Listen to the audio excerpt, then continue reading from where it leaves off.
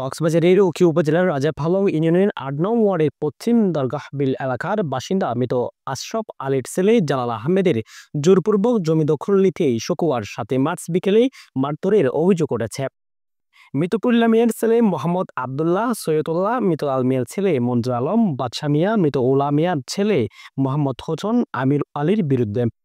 গণমাধ্যম কর্মীদের প্রশ্নে ভুক্তভোগীরা জানিয়ে আর মারিয়ে দাঁত ফেলাই দিয়ে বাজে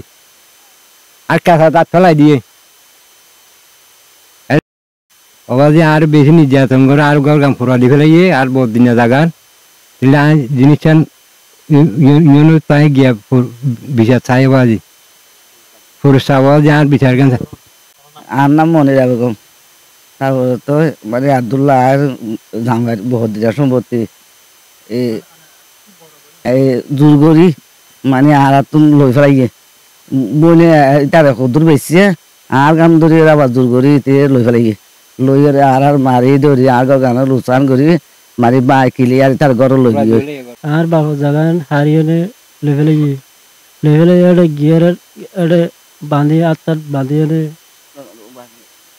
দুয়ার ভাঙি ফেলে গিয়ে শুক্রবার দিন 2টা বাজে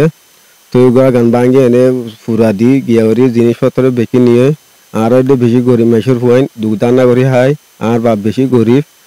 খেতের খিসা হাজ করে তো সাড়া বারো টিয়া পয়সা বেকিন লই গিয়ে ভাঙ্গে চুরি লই গাড়ি ভরি। হারুনুর রশিদ, সিভিকে নিউজ 24, ওকে কক্সবাজার।